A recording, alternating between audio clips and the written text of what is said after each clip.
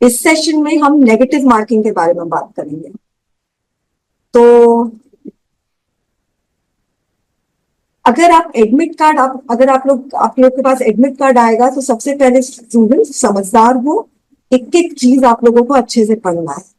तो admit card में अगर आप देखोगे, हिंदी में लिखा है, इंग्लिश में, तो मीडियम के बारे में बात की गई है। देखो लिखा है 18 number, in the paper 2 the medium of essay writing should be same as opted by the candidate and allowed by the commission as opted by the candidate.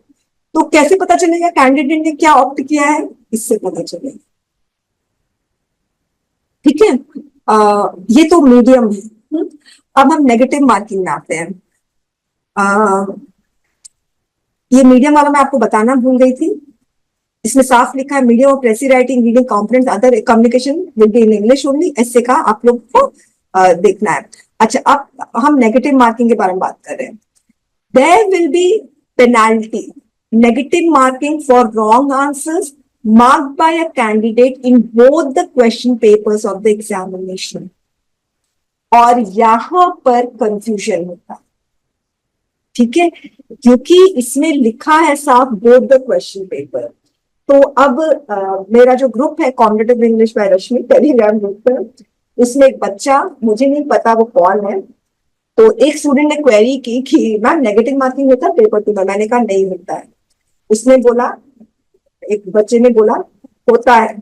मैंने फिर से बोला नहीं होता है। उसने वापस से लिखा होता है। ठीक है, क्यों? क्योंकि इसमें लिखा हुआ है नेगेटिव मार्किंग। तो स्टूडेंट्स, पेपर 1 में नेगेटिव मार्किंग होती है और बाकायदा लिखा हुआ है कितना नेगेटिव मार्किंग होता है, मगर पेपर 2 में नेगेटिव मार्किंग नहीं होती है स्टूडेंट्स। ओके, अगर पेपर 2 में नेगेटिव मार्किंग होती तो मेंशन किया रहता कि नेगेटिव, ये जो इंस्ट्रक्शन वाला बुकलेट है जो आप लोगों को मिलता है, क्वेश्चन का आंसर बुकलेट, इसमें कहीं नेगेटिव मार्किंग का नहीं लिखा है। अगर आप लोग देखोगे तो कहीं पर भी नहीं लिखा है। आप लोग किसी भी इंस्ट्रक्शन में आप लोग पढ़ लोगे तो हाँ, एक जगह जरूर लिखा है हिडन पेनाल्टी होगा, जो मैं आप लोगों को बता देती हूँ कहां पर होगा। मगर हिडन पेनाल्टी के बारे में लिखा हुआ है, मतलब हिडन पेनाल्टी यानी अगर आप लोग इंस्ट्रक्शन फॉलो नहीं करते हो, इंस्ट्रक्शन फॉलो करना कितना जरूरी है स्टूडेंट्स, जिसपे हम लोग बात करेंगे। इंस्ट्रक्शन यदि आप लोग फॉलो नहीं करोगे तो हिडन पेनाल्टी है, मगर कहीं पे भी इस बुकलेट में नेगेटिव मार्किंग का नहीं लिखा है। वैसे ही पेन का लिखा है एडमिट कार्ड में, ब्लैक बॉल पॉइंट पेन दोनों पेपर में, मगर यहां पर सिंपली पेन लिखा है। अगर नेगेटिव मार्किंग होती तो इंस्ट्रक्शन में जरूर मेंशन किया होता स्टूडेंट्स की नेगेटिव मार्किंग है, और अगर इसमें नहीं मेंशन है तो इसका मतलब नेगेटिव मार्किंग नहीं होती है। ये चीज को आप लोग लिख लो। मगर यदि आप लोग इंस्ट्रक्शन फॉलो नहीं करोगे, एग्जामिनर इरिटेट होगा। बहुत सारे इंस्ट्रक्शन है। एक इंस्ट्रक्शन ये है कि अगर आप सपोज कोई क्वेश्चन अटेम्प्ट नहीं कर रहे हो, 6 क्वेश्चन में आप 4 क्वेश्चन अटेम्प्ट करोगे, क्वेश्चन अटेम्प्ट नहीं करते तो यहां पर आप लोग को स्ट्राइक ऑफ करना है, जिससे एग्जामिनर को पता चल जाए you are not attempting this question, intentionally you are not attempting this question. ठीक है, तो आप मत फॉलो करो, एग्जामिनर इरिटेट हो जाए, क्या है ये ऑफिसर बनेगा? इससे तो थोड़ा सा भी इंस्ट्रक्शन फॉलो नहीं होता है। इस स्ट्राइक ऑफ करने में, डायगनली स्ट्राइक ऑफ करने में उसका क्या जा रहा है अगर नहीं फॉलो करते इंस्ट्रक्शन? उसके लिए जरूर हिडन पेनाल्टी है, मगर ऐसे हिडन पेनाल्टी या नेगेटिव मार्किंग पेपर 2 में नहीं होती है। ओके, अब मैं क्वेरी ले रही हूं। अच्छा, अखिल का क्वेश्चन है। शशिकांत, आपको जो क्वेश्चन पूछना है वो लिखिए, क्या क्वेरी है। अखिल का क्वेश्चन है कि अगर ऐसे में हम ब्लैंक हो गए तो हम उसको कैसे अटेम्प्ट करेंगे। उसका नया सेशन है, एक सेशन है, अगर आप लोग देखोगे तो आप लोगों को वो सेशन दिखेगा, तो उसमें आप लोग को मैं ये क्वेरी सॉल्व कर दूंगी, क्योंकि ये बहुत टाइम लेगा, ये वाला जो आपने क्वेरी पूछा है, और बहुत इंपॉर्टेंट है ये वाला, इसका मैं आंसर करूंगी। शिवानी पूछ रही है, मैम आपके हिसाब से मिनिमम टारगेट कितना रखना चाहिए इस ईयर वैकेंसी देखते हुए, आपकी टीचिंग एक्सपीरियंस है। देखिए, टीचिंग एक्सपीरियंस है, मगर कट ऑफ प्रेडिक्ट करने का मेरे को एक्सपीरियंस नहीं है, और इनफैक्ट मैं कभी कोई वीडियो भी अपलोड नहीं करती हूँ कट ऑफ का। और जितने लोगों ने भी अपलोड किया है कट ऑफ का वीडियो अपलोड करते हैं, और करते आ रहे हैं, मैं सच बताऊं तो उन लोग का गलत रहता है। किसी ने प्रेडिक्ट नहीं किया था 2019 में या 18 में या 20 में कट ऑफ 93 जाएगी या 97 जाएगी, इतना कम कट ऑफ किसी ने एक्सपेक्ट नहीं किया था। सब कोई 2017 ऐसे बता रहे थे, किसी का भी सही नहीं रहता है। They are wasting their time and your time as well. तो इसीलिए इस पे मत जाओ ये। और इनफैक्ट मैं बताऊं, यूपीएससी को भी पता नहीं रहता कट ऑफ क्या होगा जब तक वो लोग कट ऑफ नहीं निकाल देते हैं। कि बहुत सारा फैक्टर्स है जो डिटरमाइन करता है कट ऑफ को। अच्छा, एससी के लिए डेली प्रैक्टिस कैसे करें? देखिए, एक तो ना एससी का प्रैक्टिस कब से करना चाहिए ये भी पता होना चाहिए स्टूडेंट्स को, और कैसे करना चाहिए।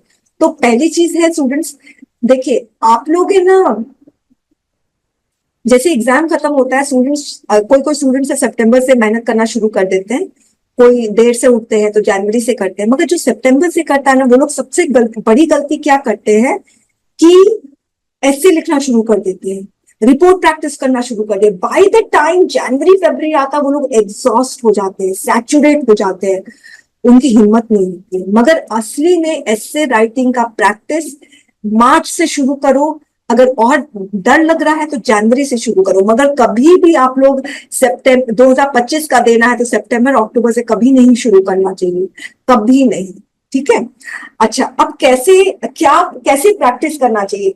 अब एक और चीज है, स्टूडेंट्स, कुछ स्टूडेंट्स हैं जो मुझे ऐसे लिख के अपना दिखाते भी है। ठीक है, तो मैं उनको बोलती हूँ कोई भी ऐसे चूज कर लो और लिख के दिखा दो।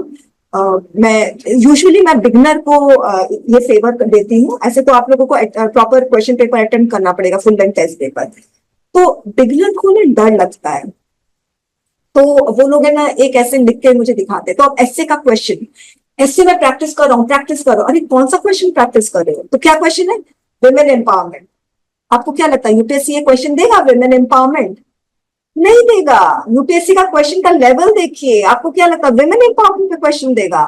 उसका क्वेश्चन कितना ट्रिकी होता है। बिल्कुल नहीं। एक ने लिखा यूनिफॉर्म सिविल कोड,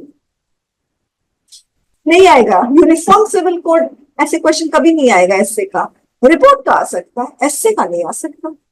तो जब आप कब करना है ये मैंने आपको बता दिया। कैसे, क्या क्वेश्चन तो करोगे? क्वेश्चन फ्रेम करना स्टूडेंट्स आप लोगों को नहीं आता है, बिल्कुल नहीं आता है। क्वेश्चन यूपीएससी का अगर आप लोग देखोगे तो ट्रिकी होता है। तो आप लोगों को क्या करना है, प्रीवियस ईयर का भी ऐसे क्वेश्चन मत प्रैक्टिस करो। हाँ, मगर प्रीवियस ईयर का आप लोगों को सॉल्व पेपर्स मिल जाए। मेरे वेबसाइट में प्रीवियस ईयर का पूरा सॉल्व पेपर्स है, 2018 से 2023 तक का पीडीएफ है। तो सॉल्व पेपर्स आपको लेना चाहिए, मगर उस सॉल्व पेपर से आप लोग को ये देखना चाहिए कि एक ऐसे क्वेश्चन का आंसर कैसे लिखना है, किस तरह से लिखना चाहिए, वो आप लोगों को पता चलेगा। मगर प्रीवियस ईयर से भी प्रैक्टिस मत करो। आप लोग जिस भी टीचर से जुड़े हुए, जिस भी टीचर से एसोसिएटेड हो पेपर 2 का, उनसे क्वेश्चन मांगो। और हर टीचर देता है, जो भी पेपर 2 के फैकल्टी हैं वो लोग क्वेश्चंस रिलीज करते हैं। आप लोग ने देखा होगा यूट्यूब चैनल है, वो लोग अपने क्वेश्चंस रिलीज करते हैं, तो उनके क्वेश्चंस आपको लेना चाहिए। अब एक और चीज, कई ऐसे चैनल है, कई ऐसे टीचर है जो ऐसे क्वेश्चन बहुत सारा रिलीज कर दे, एक बार में 100 ऐसे क्वेश्चन। तो आप लोग कंप्यूटर नहीं हो, एआई नहीं हो जो देखा और लिखते गए, नहीं। आप लोगों को वाइजली उस 100 ऐसे क्वेश्चन में चूज करना है। तो अगर आप लोग 2-3 चैनल से जुड़े हो तो उस 2-3 चैनल में आपको लगता है कोई कॉमन ऐसे क्वेश्चन है मिलता जुलता टाइप का, वो कॉमन ऐसे क्वेश्चन सिलेक्ट करो और फिर लिखो।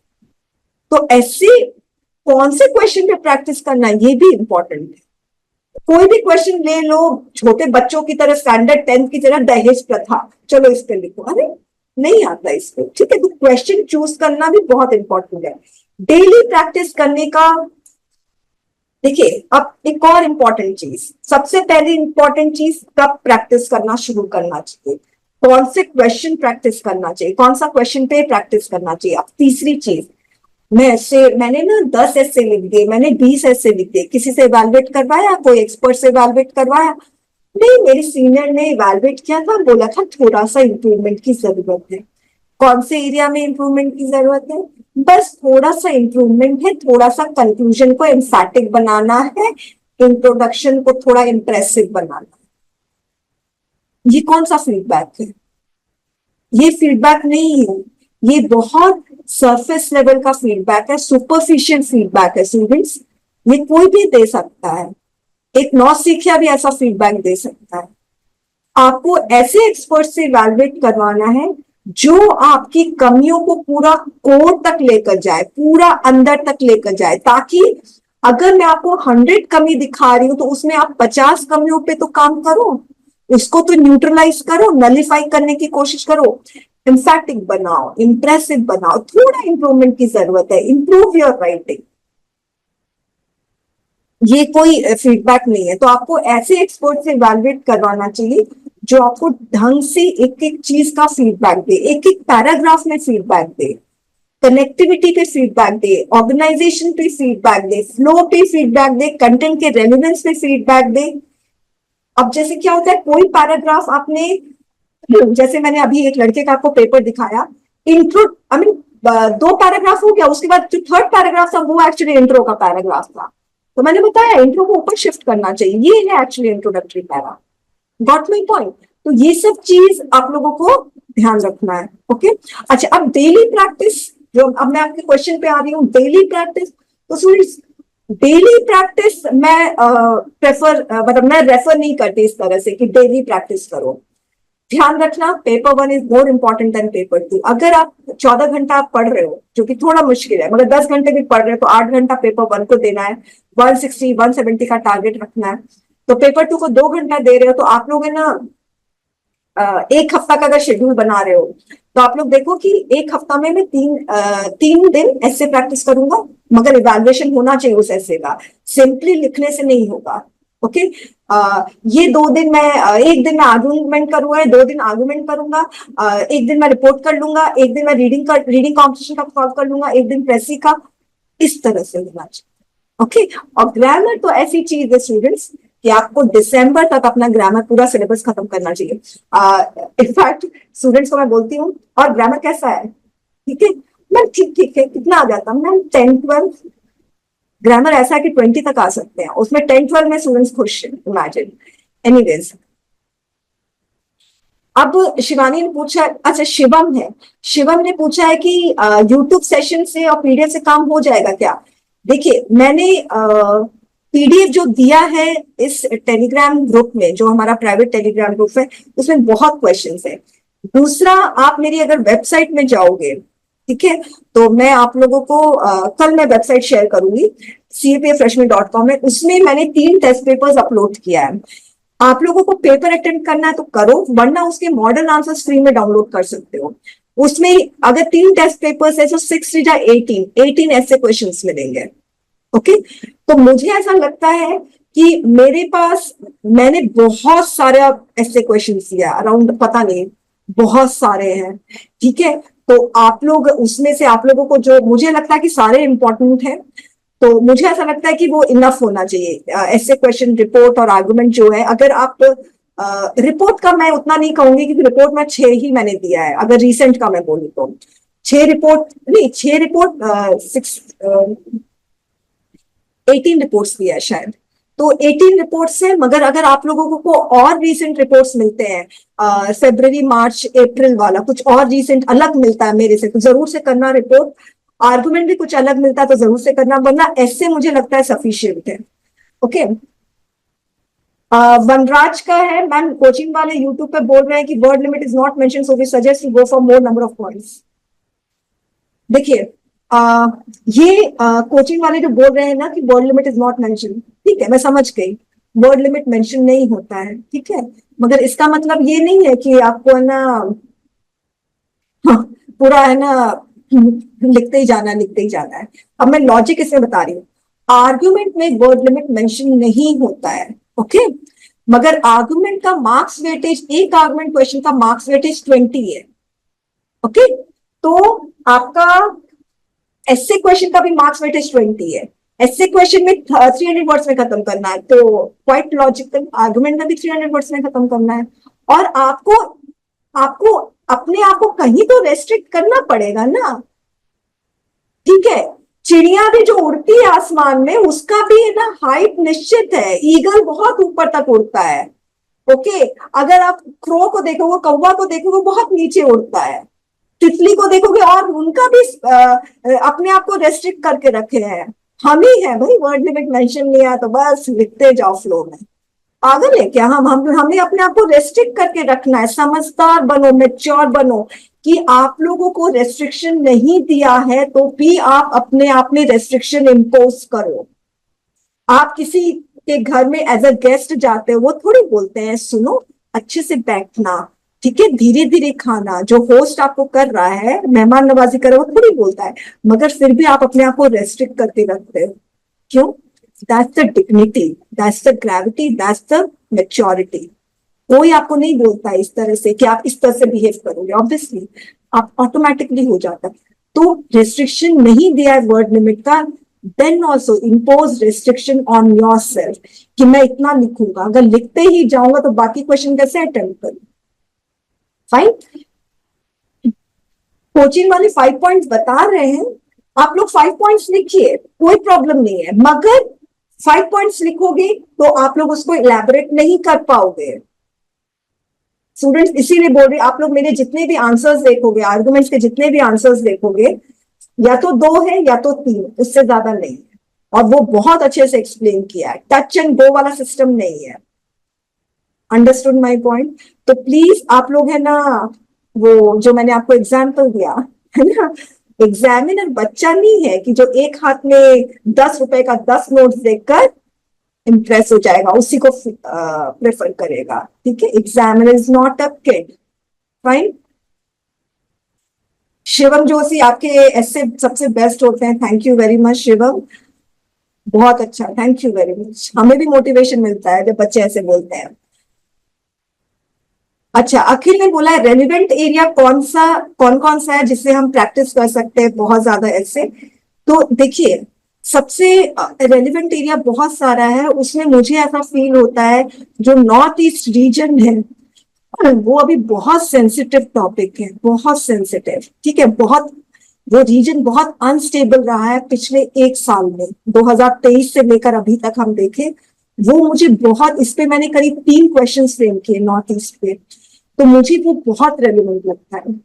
दूसरा जो रेलिवेंट लगता है वो कोस्टल सिक्योरिटी पे लगता है, बिकॉज 2 रीजन है। रशिया यूक्रेन वॉर से की वजह से जो सी रूट है वो चेंज हुआ है ना, ट्रेड रूट जो चेंज हुआ है, जो वाया सी आता है। दूसरा है ईरान इजराइल वॉर से भी ट्रेड रूट बहुत सफर किया है। तो मुझे ना ये कोस्टल से, और हाँ, चाइना का जो पर्ल ऑफ स्ट्रिंग्स है, ठीक है, मालदीव है। तो ना मुझे कोस्टल सिक्योरिटी पे क्वेश्चन मुझे बहुत लगता है कि आएगा, और मैंने इस पे फ्रेम किया है। ठीक है, और अगर आप देखोगे तो कोस्टल सिक्योरिटी पे, अगर मेरा लिस्ट देखो, कोस्टल सिक्योरिटी पे, ओशन सिक्योरिटी, कोस्टल सिक्योरिटी, इस पे 3-4 क्वेश्चन फ्रेम किए हुए हैं। ये मुझे 2 एरिया मुझे बहुत लगता है इस पे क्वेश्चन आ सकते हैं। और वैसे भी मैं आपको बता दूं, सिक्योरिटी पे क्वेश्चंस वैसे भी आएंगे, चाहे कैसे भी पूछ ले, किसी भी तरीके से पूछ ले, कोई भी डायमेंशन को टच करके पूछे तो आ सकते हैं। हाँ, एवरी ईयर सिक्योरिटी से 2 क्वेश्चन तो फिक्स रहता है, एक इंटरनल और एक एक्सटर्नल। करेक्ट करेक्ट आते हैं। ठीक है, आप लोगों को ये सिक्योरिटी पे आप लोगों को करना पड़ेगा, मगर अभी कोस्टल सिक्योरिटी बहुत चल रहा है, तो मुझे ये 2 एरिया जो है ना, मुझे बहुत निकल के सामने आ रहा है 2023 और 2024 तक जो अभी मैंने देखा ना। और एज सच एक इन्वायरमेंट, COP28 हुआ ना, इन्वायरमेंट बेस्ड क्वेश्चन बहुत इंपॉर्टेंट है। और इसमें जो मीटिंग हुई थी अभी, उसमें बोला गया फोसिल फ्यूल का यूज पूरा एलिमिनेट कर दो, खत्म ही कर दो, यूज ही मत करो। इस पे एक आर्गुमेंट क्वेश्चन भी मैंने बनाया। तो ना क्लाइमेट बेस्ड क्वेश्चन हमेशा से इंपॉर्टेंट रहा है, हमेशा से।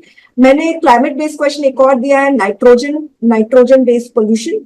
उस पे ना कुछ हुआ था, मुझे अब ध्यान नहीं आ रहा है। वो क्वेश्चन भी बहुत इंपॉर्टेंट है, ये रिपोर्ट क्वेश्चन है, मैंने टेस्ट पेपर में दिया है।